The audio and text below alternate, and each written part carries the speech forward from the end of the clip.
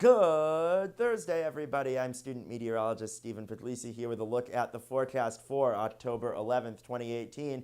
This picture pretty much says it all, doesn't it? It's raining out there, and unfortunately, we expect that to continue through the rest of the afternoon and into the early evening hours. The good news is that we didn't have to deal with anything like what Florida did. Yesterday, Hurricane Michael became the third strongest hurricane to ever make landfall in the United States, trailing only the Florida Keys hurricane of 1935 and Hurricane Camille in 1969. That means that, yes, this storm was stronger than Hurricane Andrew at landfall, at least in terms of pressure. Yeah, that immediately places it among the true legends of the Atlantic Basin, and it did quite a bit of damage. Where'd it go? Well, it made landfall pretty much halfway between Panama City and Port St. Joe, Florida, and right here is a little town called Mexico Beach, and unfortunately they really took the brunt of this storm, with most of their buildings being completely demolished. So our thoughts certainly are with those to our south, and we wish them all the best as they recover from this catastrophic event. The good news, nothing catastrophic about our weather anytime soon here in New England. Rain ending late, as in late in the afternoon, not necessarily late in the evening. A much cooler weekend is on the way here in Danbury, and will it be a wet start to next week? Yeah, it looks like it, and I'll get to why in just a moment. But first, our current conditions. It was 73 degrees in Danbury as of 3 o'clock with a dew point of 72. That's an impressive 96% humidity, with wind out of the southwest at 10 miles per hour, gusting as high as 17.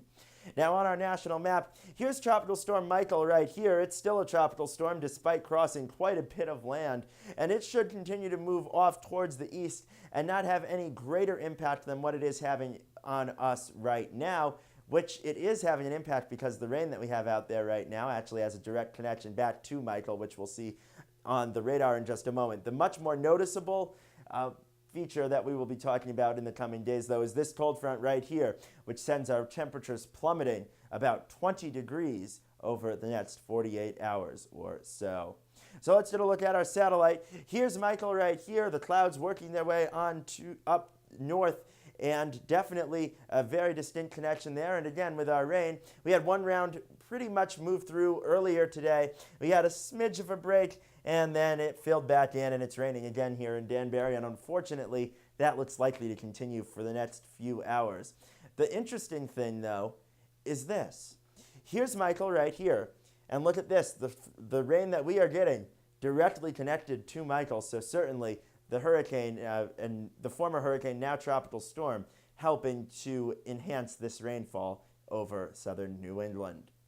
Now, forecast for tonight. The rain comes to an end pretty early, and then we're going to be left with comfortable conditions with a low of 57 degrees and cloudy.